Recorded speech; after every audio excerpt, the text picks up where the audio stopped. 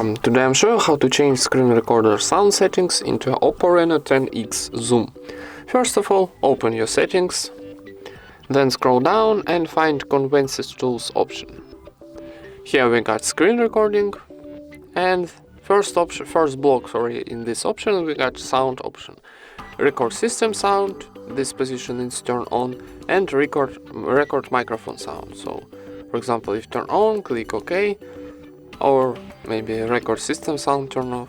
And for saving, activate your switcher and click back, and it's saved automatically.